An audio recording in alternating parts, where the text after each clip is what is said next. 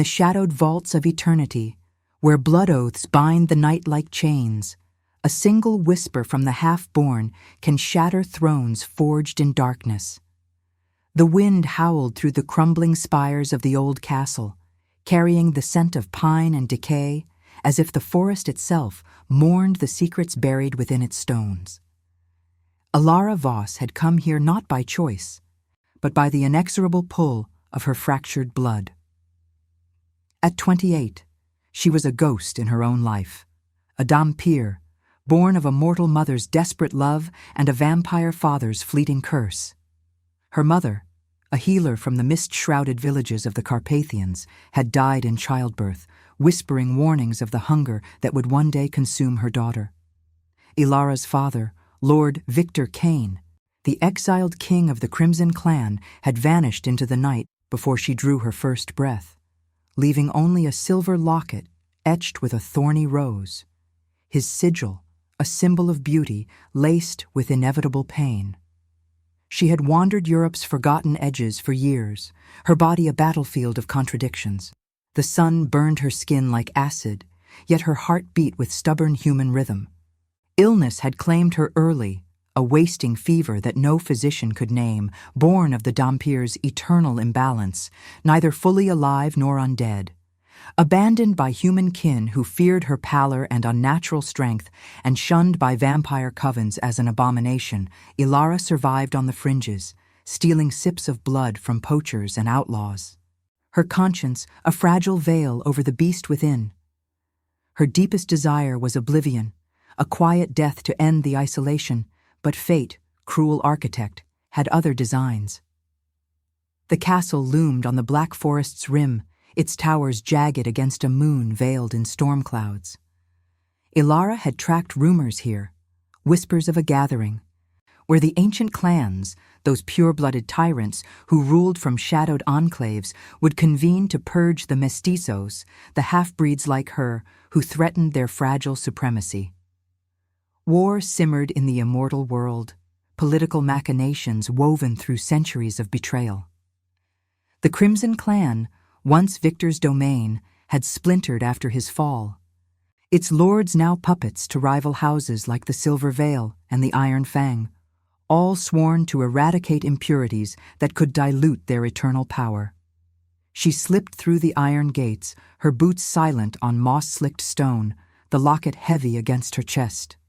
Inside, the great hall breathed with candlelight, hundreds of flames flickering in iron candelabras, casting elongated shadows that danced like specters. Velvet drapes in deepest crimson hung limp, absorbing the chill draft from arched windows, rattling with rain. The air tasted of wax and iron, undercut by the metallic tang of anticipation.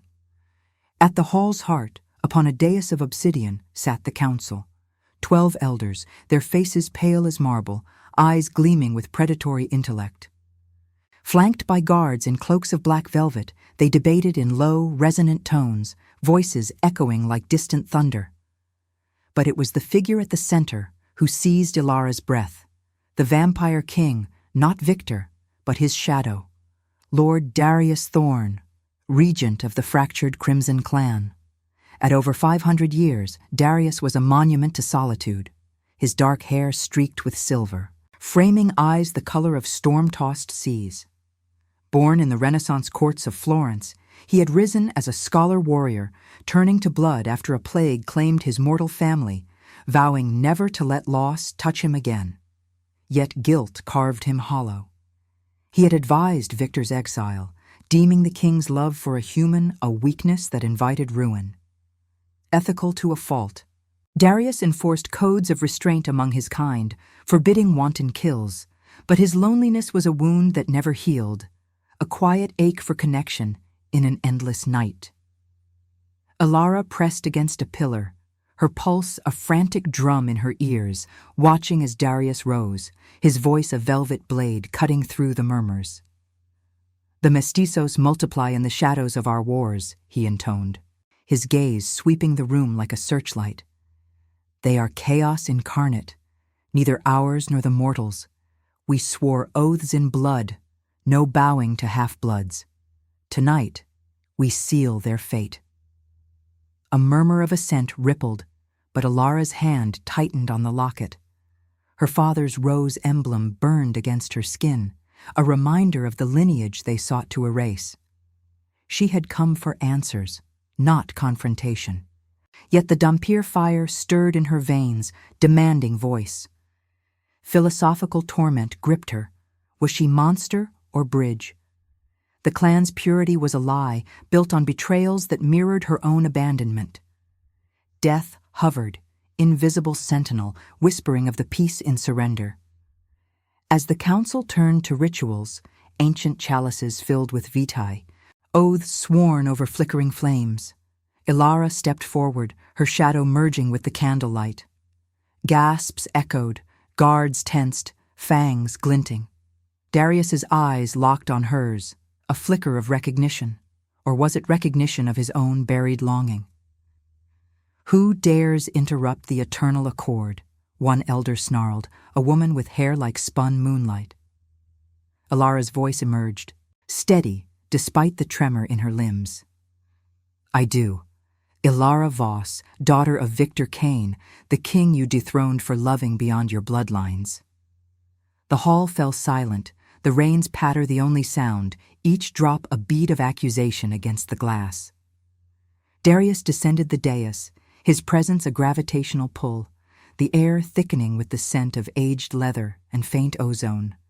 Up close, his face bore the texture of time, fine lines from centuries of restraint, a scar along his jaw from a long-forgotten battle. "You bear his mark," he murmured, eyes tracing the locket. In that gaze, Alara saw not hatred, but a mirror of her isolation. The ethical immortal, burdened by guilt, now confronted by the living proof of his past sins.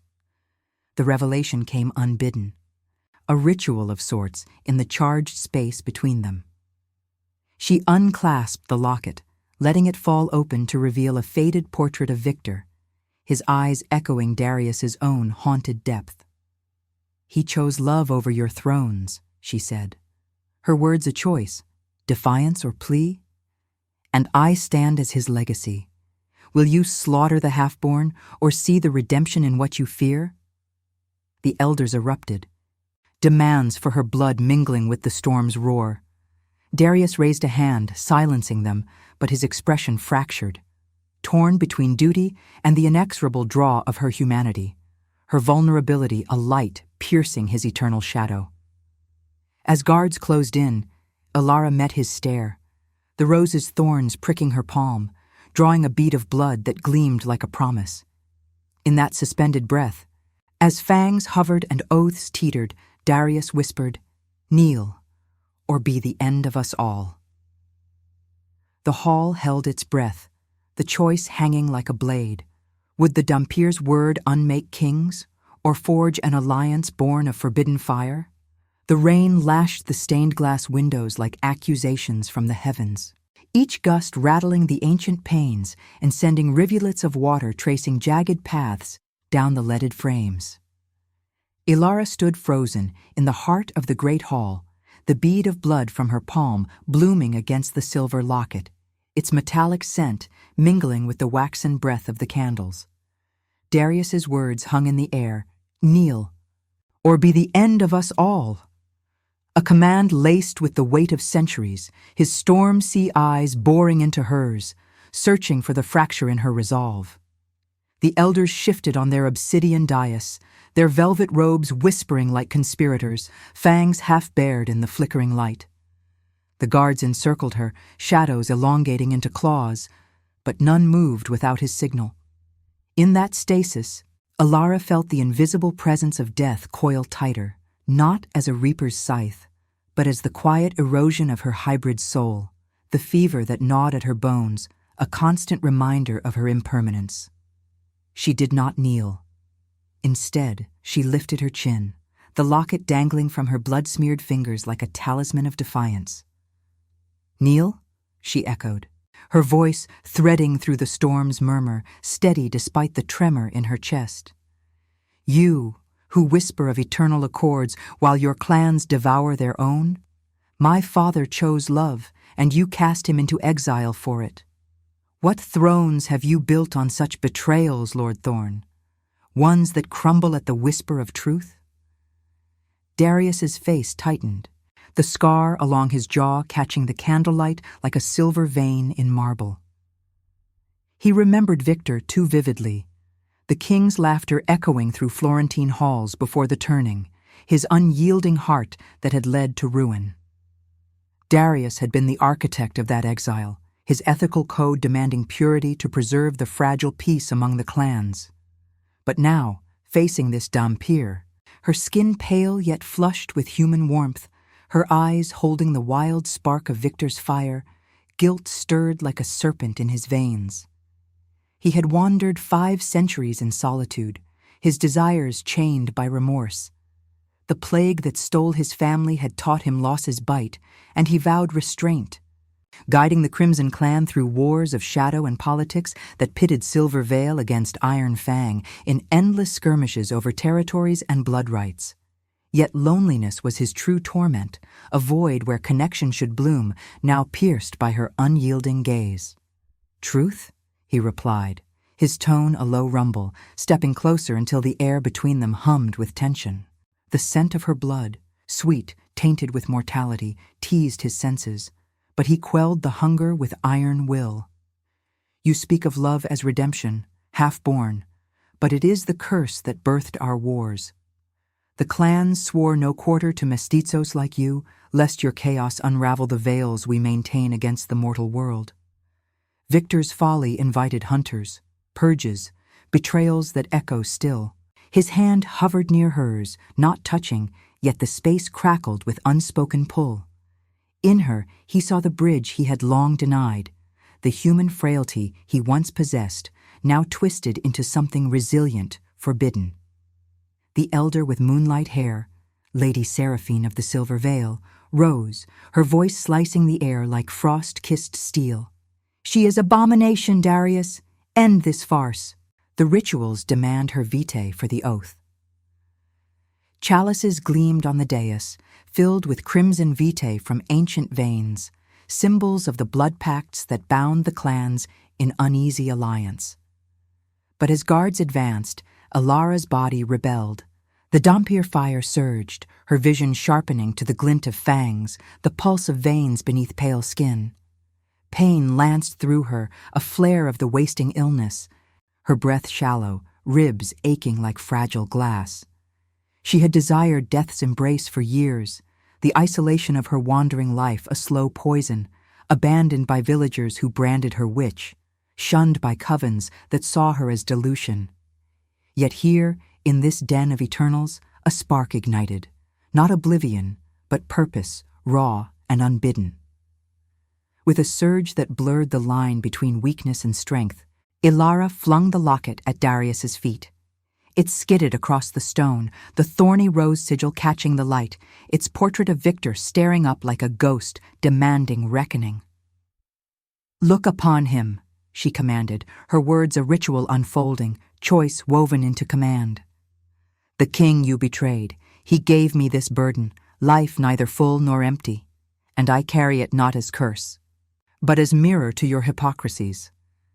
The clans war over purity, yet your histories reek of half-blood alliances forged in desperation. Iron Fang devours its own in border skirmishes. Silver Veil trades secrets with mortal spies.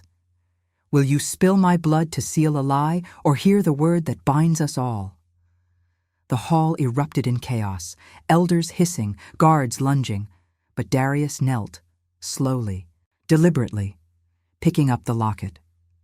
His fingers brushed the bloodied thorns, a sting he welcomed, grounding him in the moment. Recognition dawned, not just of Victor, but of the ethical fracture in his own soul.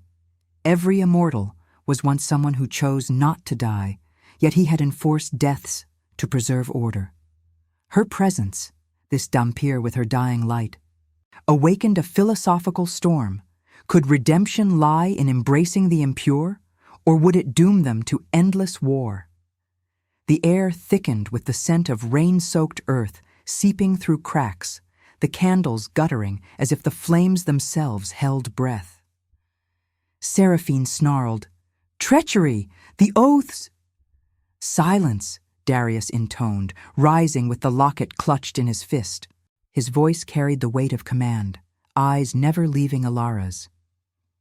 "She speaks a word older than our pacts, mercy." The guards halted, confusion rippling through their ranks. Mercy, a concept he had long preached in shadowed councils, now uttered as choice, hanging between them like a veil torn asunder. Ilara swayed, the fever's grip tightening, her skin clammy under the velvet chill. In his gaze, she glimpsed not predator, but kindred solitude, the immortal marked by guilt, drawn inexorably to her human shadow. Love's seed, resisted yet inevitable, stirred faintly, a warmth against the encroaching cold. But as the elders closed in, demanding ritual execution, Darius extended his hand, the locket offered back. "Join us, Ilara Voss, or flee into the night. But know this, your word has already bent thrones." The storm outside crescendoed, thunder rolling like the clan's brewing fury, and Ilara reached, fingers trembling toward his, the touch a spark that could ignite alliance or inferno. In that fragile connection, death whispered temptations of surrender, while transformation beckoned from the shadows, leaving her heart suspended between mortality's ache and eternity's unyielding call. The touch was electric, a fleeting bridge between worlds that neither could fully claim. Ilara's trembling fingers grazing Darius's cool palm, the locket slipping into his grasp like a pact sealed in starlight. The great hall seemed to contract around them, the storm's fury outside mirroring the tempest within. Rain hammered the stained glass in relentless sheets, fracturing moonlight into prisms of crimson and shadow that danced across the elders' faces. The air hung heavy with the musk of damp stone and smoldering wax, each candle flame bowing as if in reverence to the moment's gravity. Ilara's fever clawed deeper, a dull fire in her veins. Her breath ragged against the velvet chill that seeped from the walls, but she held his gaze, unyielding. In those storm-sea eyes, she saw the fracture of his resolve, a king who had built empires on restraint, now teetering on the edge of something wilder, more human. Darius did not pull away. His fingers closed around hers, the contact sending a shiver through him, unfamiliar and profound, like the first rain after centuries of drought. Guilt, his eternal companion, surged. He had orchestrated Victor's fall to safeguard the clans from the chaos of mixed blood, from wars that had ravaged Europe's shadowed corners, border skirmishes where Iron Fang's ferocity clashed with Silver Veil's cunning, all fueled by the fear of dilution. Born in the opulent decay of Renaissance Florence, Darius had watched his mortal family succumb to plague, their laughter silenced in a single fevered night. Turning had been his choice, a vow to endure without the fragility of loss, yet it chained him to solitude. Ethical to his core, he forbade the needless spill of life, mediating political intrigues with a scholar's precision, but the loneliness gnawed like an unhealed wound. Now, this Dhampir, Ilara, with her haunted eyes and the faint pulse of mortality, stirred a longing he had rationalized away, connection, raw and resisted, blooming inevitable as the rose thorns that pricked his skin. "You dare offer mercy to an abomination?" Seraphine spat, her moonlight hair whipping as she descended the dais, chalice in hand, its vitae swirling like liquid rubies. The other elders murmured assent, their voices a chorus of silk-wrapped venom, guards shifting with the creak of leather and steel. The ritual loomed, an ancient ceremony to bind the clan's oaths. Blood mingled under the moon's gaze, sealing the purge of half-breeds. But Darius released Ilara's hand slowly, the locket now warm from her touch, and turned to face them, his presence a bastion against the tide. "Mercy is no weakness," he declared, his voice resonant, echoing off the vaulted ceilings like thunder trapped in stone. "It is the thread that weaves our fractured eternity. Victor chose love, and though it cost him his throne, it birthed her. a light in our endless night. The clans war over shadows of purity, betraying one another in council chambers and fog-veiled battlefields. Iron Fang slaughters its own allies for a scrap of territory. Silver Veil whispers to mortal kings, trading our secrets for fleeting power. If we spill her blood, we invite the same rot. He held up the locket, the thorny rose catching the light, its petals a symbol of beauty's inevitable wound, recurrent now, binding them in shared legacy. Philosophical introspection gripped him. Every immortal was once someone who chose not to die, yet he had condemned others to oblivion for the illusion of order. Ilara's defiance mirrored his buried doubts, her human frailty, a redemption he craved, even as duty screamed resistance. Ilara leaned against a pillar for support, the cool marble grounding her as dizziness swirled. Her life had been a tapestry of abandonment, orphaned at birth, her mother's dying whispers echoing in dreams, her father's absence, a void filled only by the locket's weight. The wasting illness had come at 20, twisting her body into a vessel of contradiction, strength born of blood hunger, yet fragility that left her bedridden in moonless nights, desiludida with a world that saw her as neither kin nor prey. She had wandered the Carpathian's fringes, surviving on stolen sips from the veins of the wicked, her conscience a fragile light against the beast's shadow.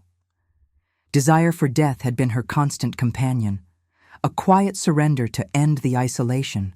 But here, in this den of eternals, purpose flickered, not just survival, but transformation, the choice to bridge the divide her father had died for. The elders advanced, Seraphine's chalice raised like a judge's gavel, but Darius stepped between them, his cloak billowing like raven wings. "Stand down," he commanded, the words a ritual of his own, choice etched in every syllable. The guards hesitated, loyalty fracturing under his ethical gaze. Whispers rippled, accusations of treason, fears of the brewing war escalating if a Dhampir's word swayed the throne. Outside, lightning split the sky, illuminating the hall in stark white, casting their faces in ghostly relief. Ilara's pallor flushed with fever, Darius's scar a stark line of vulnerability. In the charged silence, Ilara found her voice again, soft yet piercing. "The word is not mercy alone, it's remembrance. You forget the mortals who birthed your kind, the loves that made you more than monsters. My blood is the proof, half yours, half theirs. Spurn it, and your clans fall to their own betrayals." Her words hung, a revelation unfolding, the locket's rose now a symbol of potential alliance, thorns drawing a thin line of Darius's blood to mingle with hers on the silver. Seraphine lunged, chalice tipping, vitae spilling in dark rivulets across the stone, but Darius caught her wrist, his grip unyielding. Chaos erupted, elders shouting oaths, guards drawing blades that gleamed like frost-kissed iron. Ilara's vision blurred, the fever cresting in waves of pain, her heart a distant drum against the roar. Yet in Darius's eyes, she saw the inevitable pull. Love's shadow, resisted by his code, rationalized as duty's test, but drawing them inexorably closer. Death lingered, invisible arbiter, tempting her with peace, him with isolation's end. As the hall descended into shadowed frenzy, Darius pulled Ilara behind him, his body a shield against the onslaught. "She lives," he roared, voice cutting through the din, "and with her, our redemption, or our ruin." The choice crystallized, a dilemma ethical and profound. Bow to the old oaths, or let her word reshape eternity. But in the melee, a hidden blade flashed from the shadows, an assassin strike from Iron Fang loyalists aimed not at her, but at Darius's heart. Ilara cried out, shoving him aside, the steel grazing her side instead, warm blood soaking her cloak. Pain bloomed, sharp and redemptive, as she collapsed against him, their worlds colliding in a gasp of shared breath. The hall stilled, the wound a stark emblem of sacrifice, leaving Darius cradling her, torn between saving his regency and the fragile light slipping from her grasp. And now, I invite you to leave a trace of your presence in the comments. Tell us where in the world you're watching from and the exact hour you hear this story. We wish to know how far these immortal confessions travel, and at what moments of the night they find you.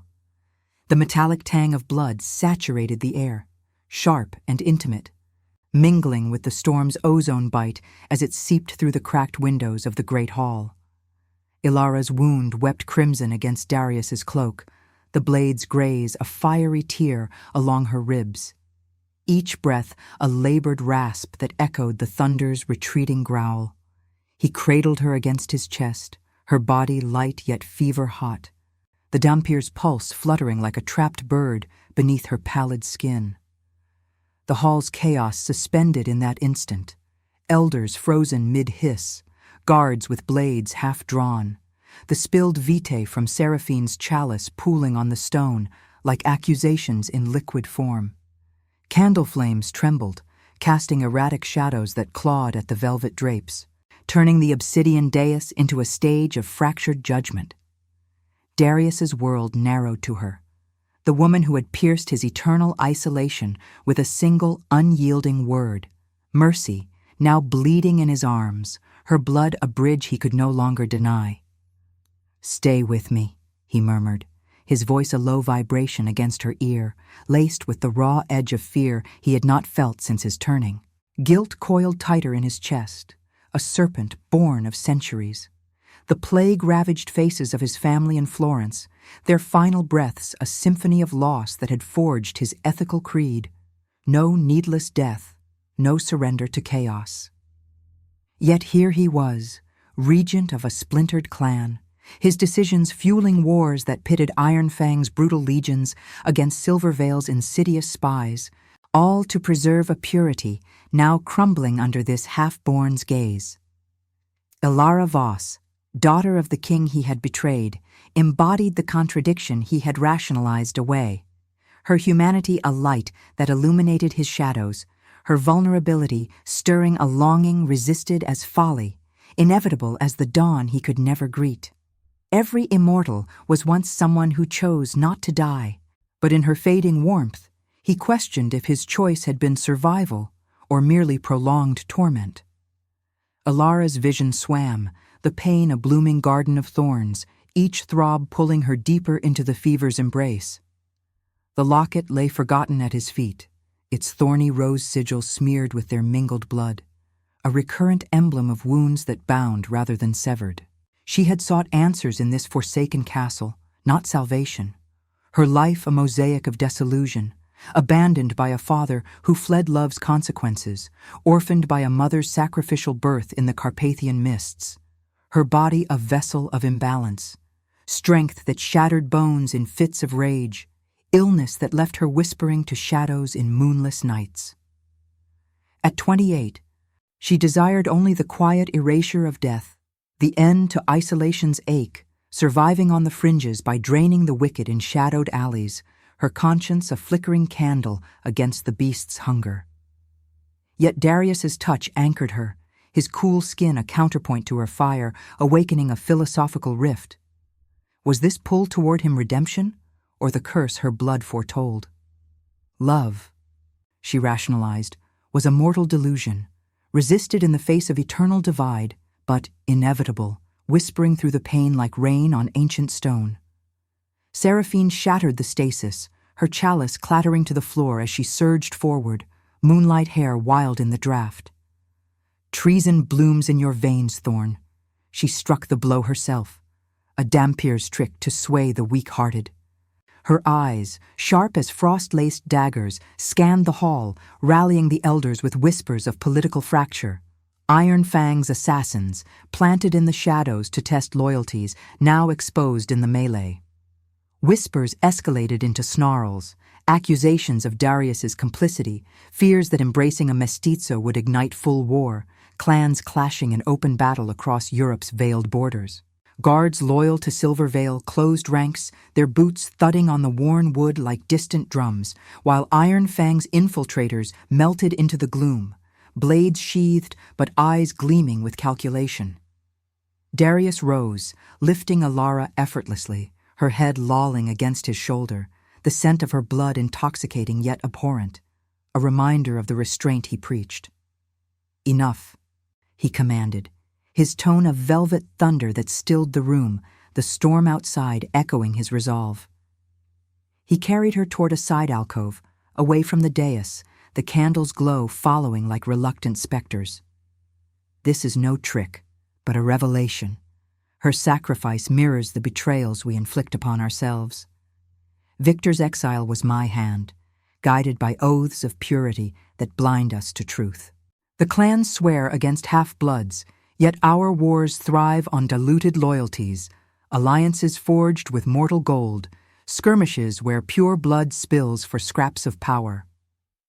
His words wove introspection into the tension, a philosophical ritual unfolding amid the chaos, choice between the old veils of secrecy and the raw light of change. The lockets rose, now tucked into his pocket, pressed against his heart, its thorns a tactile promise of transformation, beauty entwined with inevitable suffering. In the alcove's shadowed embrace, tapestries frayed with age, depicting ancient battles of fang and claw, Darius laid her on a velvet chaise, the fabric absorbing the seep of blood like a confessor's shroud. He tore a strip from his cloak, binding her wound with deliberate care, his fingers lingering on her skin, cool against fever's blaze. Alara's eyes fluttered open, meeting his, the intimacy electric, unspoken. "Why?" she whispered, voice threadbare, the reins patter a soft lament against the leaded glass. "Your code demands my end." "Because in you I see the mortality I lost," he confessed, the admission a crack in his armor. Guilt and desire warring in his storm-sea gaze. Solitude had been his penance, ethical isolation, a shield against loss, but her presence unraveled it. Love's seed, rationalized as alliance, resisted as weakness, yet blooming inexorably. Death hovered, invisible witness, tempting her with surrender's peace, him with the void of watching her fade. Outside, the forest whispered through the cracks, pine and decay carrying echoes of the clan's brewing storm. Messengers already fleeing to summon reinforcements, political machinations twisting like vines around the throne. Seraphine's voice pierced from the hall, rallying dissenters. "Seize them! The oaths demand purity. Her blood will seal it, or his head will." Footsteps echoed, a tide of velvet and steel advancing, the air thickening with the musk of impending violence. Darius straightened, shielding Alara, his hand finding hers in a grip forged of necessity and something deeper. The fever pulled at her edges, vision blurring to the glint of approaching fangs, but in his touch she felt the choice crystallize. Not death's quiet, but life's defiant spark, a redemption shared in shadowed intimacy. As the elders breached the alcove, chalices raised for a forced ritual, Alara's Dhampir fire stirred faintly, her free hand clutching the locket's chain from his pocket. "Remembrance," she breathed, the word a command that halted the nearest guard mid-step, eyes widening in dawning doubt. The hall teetered on revelation's brink, alliances fracturing like the storm-torn sky. But in that pause, a hidden whisper slithered from the shadows, an iron fang envoy, dagger poised, revealing the true betrayal. Not Ilara's word, but a plot to unseat Darius entirely, using her as the spark. The blade arced toward his back, unseen, and Alara's cry shattered the air, her bound body lunging in futile warning, the wound tearing anew as the eternal night demanded its toll. The blade's arc was a silver whisper in the gloom, born from the Iron Fang envoy's shadowed perch behind a frayed tapestry, its edge honed by centuries of border betrayals. Ilara's cry rent the alcove like a fracture in the storm-lashed night, her body defying the fever's chains as she twisted in Darius's grasp. the fresh tear in her wound spilling warm rivulets down her side, soaking the velvet chaise into a deeper scarlet. Time splintered. The dagger grazed Darius's shoulder instead of piercing his heart, slicing through cloak and flesh with a wet hiss. His blood, cool and ancient, mingling with hers in a profane communion on the stone floor. He whirled, fangs bared in a snarl that echoed the thunder's dying rumble, his free hand snapping out to seize the assassin's wrist, bones cracking under immortal strength. The envoy crumpled, eyes wide with the shock of exposure, his whispered allegiance to rival clans spilling forth in a gurgle. For the pure throne, no mestizo queen. The alcove erupted into frenzy, elders surging like a tide of black velvet and glinting steel. Seraphine's chalice forgotten as she clawed toward them, her face a mask of triumphant venom. "See, the half-born brings death to our gates." Her voice sliced through the chaos, rallying the Silver Veil loyalists, their boots pounding the worn oak like war drums, summoning reinforcements from the fog-shrouded forests beyond. Guards clashed, loyal to Darius against infiltrators, blades singing in the candlelit haze, shadows twisting into monstrous forms against the tapestry's faded battles. The air thickened with the copper reek of blood and the acrid bite of fear sweat, rain seeping through cracks to pool in reflective mirrors of the violence, each drop a distorted echo of the clan's unraveling oaths. Darius pressed Elara back against the chaise, his wounded shoulder a dull throb he ignored, the pain a grounding tether to the humanity he had long forsaken. Guilt surged anew, sharper than the blade's kiss. His ethical edifice, built on restraint and mediation through endless political wars, now crumbling under the weight of this night. Florence's plague-haunted memories flickered, his sister's hand slipping from his as fever claimed her, the turning that followed a desperate bid for eternity without such fragility. He had advised Victor's exile to avert greater chaos, pure bloodlines a bulwark against the mortal hunters that plagues and loves alike invited. Yet solitude had been his true curse, a vast emptiness where desires withered, rationalized as duty's price. Elara's cry, her futile lunge, pierced that void. Her blood on his hands was no abomination, but a revelation, her hybrid light illuminating the hypocrisies of clans that warred over illusions, Iron Fang's savage incursions into Silver Veil territories, betrayals sealed in shadowed pacts with human warlords. Love. He resisted labeling it, deeming it a philosophical trap, yet it bloomed inevitable, her warmth against his chill, a forbidden solace. Elara gasped, the renewed agony a thorny crown pressing her skull, vision blurring to the melee's crimson haze. The locket's chain bit into her palm where she clutched it, the rose emblem's thorns drawing beads of her essence, a recurrent symbol now pulsing with shared sacrifice. Her life had been a litany of desolation. Born in Carpathian shadows to a healer's dying embrace, her father's flight leaving only this silver ghost of legacy. The wasting fever had twisted her at 25, not 28 as whispers claimed, time blurred in isolation's fog, leaving her desiludida. Body a contradiction of feral strength and mortal frailty, surviving on the fringes by siphoning life from the cruel, her conscience a fragile veil over the hunger's abyss. Death had been her whispered desire, a velvet surrender to end the wandering ache, abandoned by villagers' torches and vampires' scorn.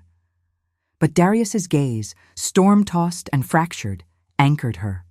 In him, she glimpsed not predator but mirror. The immortal's guilt echoing her abandonment, their touch a ritual of choice. Cling to mortality's edge or embrace the bridge her blood forged. Love, she rationalized as fever-born delusion, resisted against the eternal chasm, yet inevitable, stirring like moonlight through storm clouds. He knelt beside her amid the fray, tearing another strip from his cloak to staunch her bleeding, his fingers steady despite the hall's roar. "Why did you move?" he demanded, voice a husky thread beneath the clash of steel, eyes searching hers with an intimacy that bordered revelation. The wound in his shoulder wept slowly, Viti dark as aged wine, but he bound hers first, the act a quiet defiance of the oaths screaming from the elder's lips. Because remembrance demands it, she murmured, her words a labored incantation, the Dhampir fire flickering faintly in her veins, sharpening her senses to the glint of Seraphine's advancing fangs, the distant howl of approaching howls from the forest, clans mobilizing for war. Your betrayals, mine. They end here, or consume us. Philosophical torment gripped her. Was this pain beauty's price, suffering the forge of redemption? The clan's purity was a veil overwrought, wars waged in council shadows mirroring her inner battle, light against beast, life against the void. Death lingered, invisible arbiter, its chill breath on her neck tempting oblivion, yet Darius's proximity repelled it. His ethical solitude a counterpoint to her isolation, drawing them into transformation's maw. Seraphine broke through the guard line, her gown torn, chalice shards crunching underfoot like brittle oaths. The ritual now. Her blood with his, seal the purge, or the iron fang claims all. Elders flanked her, their faces etched with desperation, political fractures widening, whispers of alliances shifting, silver veil poised to abandon the crimson if Darius faltered. The air hummed with tension, candles guttering in the draft from shattered panes, rain-slick wind carrying the pine-tanged scent of encroaching armies. Darius rose, shielding Alara, the locket now clasped in his bloodied fist, a talisman against the tide. No more blood for lies, he intoned, his voice rising like a ritual chant, choice crystallizing in the charged space. She is Victor's legacy, and through her we remember what we were, mortals who chose eternity, not to hoard it in shadows. He extended the locket toward Seraphine, thorns glinting, a dare wrapped in mercy.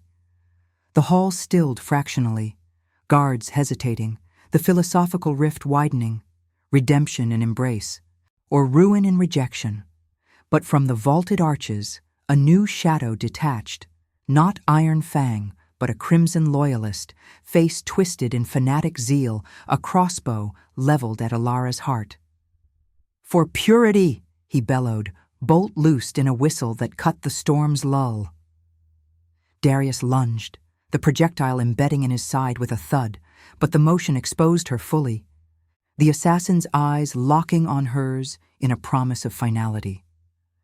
Pain lanced through him, yet he staggered forward, collapsing over her protectively, their breaths mingling in ragged harmony as the hall's frenzy reignited. Alara's hand found his wound, fingers slick with vitae, the contact a spark of Dhampir power stirring unbidden, her blood mingling with his, a forbidden ritual awakening something deeper, her fever receding in a haze of light and shadow. But as Seraphine's forces closed, the choice loomed, surrender to the purge, or let this union unmake the night. In his fading gaze, she saw the inevitable truth, love's curse and salvation entwined, while death's whisper grew to a roar, demanding one final shattering decision. The bolt's impact reverberated through Darius like a tolling bell from forgotten cathedrals, the iron tip burrowing into his side with a force that splintered bone and vitae alike, spilling dark rivulets that soaked the alcove's frayed tapestries. He collapsed over Alara, his body a living barrier, the weight of centuries pressing her into the chaise as their mingled blood formed a viscous pool on the velvet, warm against her fevered skin.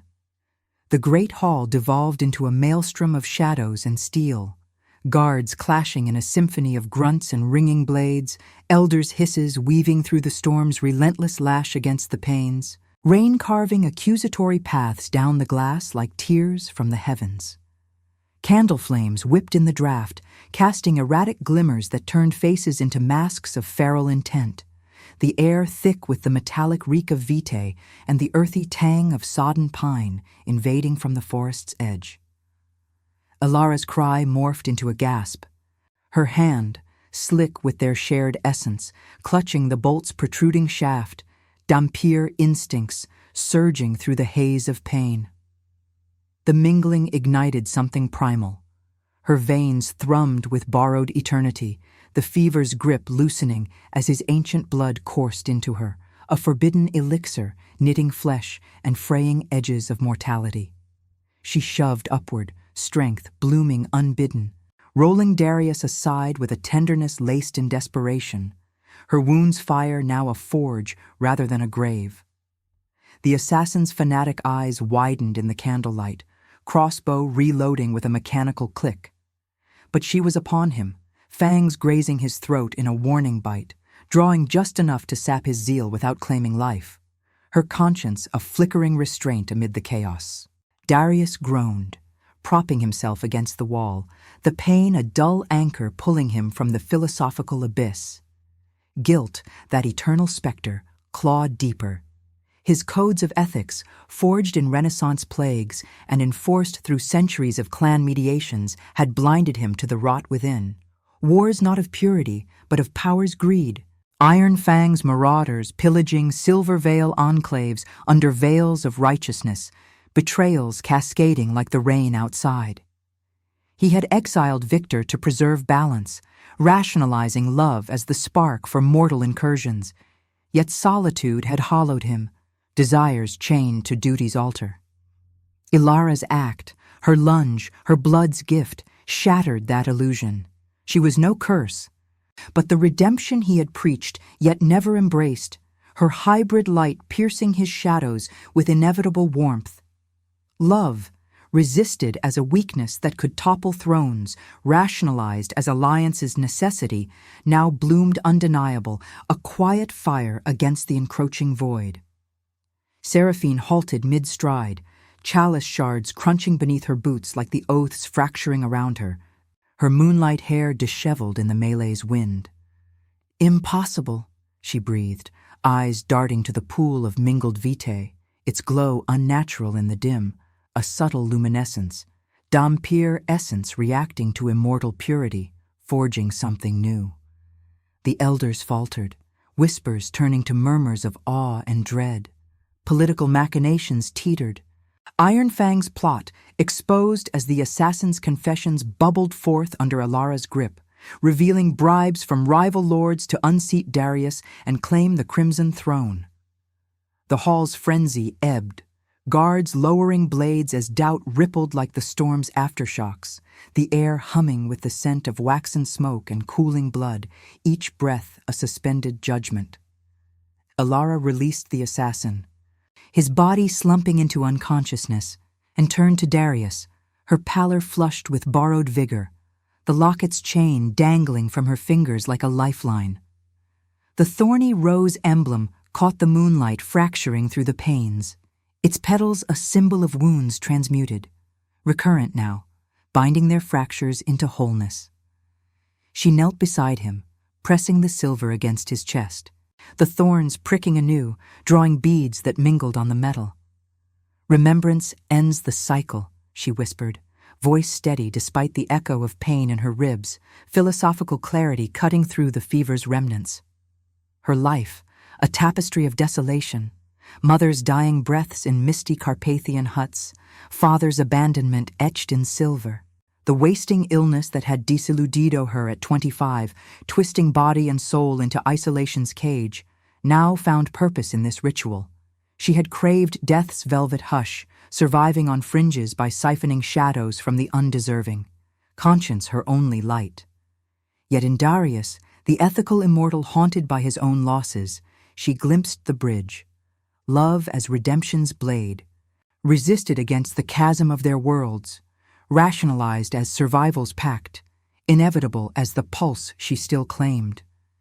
He clasped her hand over the locket, the contact a spark that quelled the vitae loss, his wound sealing with unnatural speed under her touch, a revelation unfolding, choice etched in every shared drop. "Then let it be alliance," he intoned, rising with her aid, his voice a resonant command that stilled the hall entirely. The storm outside softened to a mournful patter, thunder fading like retreating armies. No more purges. The clans bow not to mestizos alone, but to the word that remakes us: unity. Seraphine recoiled, chalice tumbling from numb fingers, but the elder's gazes shifted, guilt mirroring his own. The beauty of human suffering laid bare in Ilara's unyielding form. Political wars, those veiled battles over blood rights and territories, hung in abeyance. Iron Fang's infiltrators, exposed, slunk into shadows, their plots unraveling like frayed velvet. Darius faced them, Ilara at his side, her strength a quiet testament, the locket now open between them, Victor's portrait gazing out, eyes echoing the light they kindled. Every immortal was once someone who chose not to die, he declared, the words a ritual vow, philosophical balm to centuries of strife. She chooses life amid death's whisper, and we choose with her, or perish in our own betrayals. The hall bowed, not in subjugation, but in fractured reverence, Seraphine's snarl dissolving into silence as the first rays of pre-dawn pierced the clouds, gilding the ruins in hesitant gold. Yet as peace tentatively bloomed, Ilara swayed, the mingling surge ebbing, her hybrid body protesting the borrowed eternity, a new fever stirring, not of illness, but transformation's threshold. Darius caught her, his arm encircling her waist, their breaths sinking in the alcove's hush. Love's duality lingered, redemption's light casting long shadows of curse, the choice between her mortality's fragile spark and his endless night unresolved, a dilemma ethical and profound. Death retreated, invisible sentinel, but its echo promised trials ahead, clans' lingering doubts, war's embers, the inevitable pull toward eternity's embrace or humanity's quiet fade. In that suspended dawn, as the forests sighed with awakening mist, they stood entwined. The thorny rose a promise of beauty's enduring wound, transformation's path winding into shadowed unknowns. If this story has already captured you, leave a like. It helps the voices of those who chose eternity reach more hearts.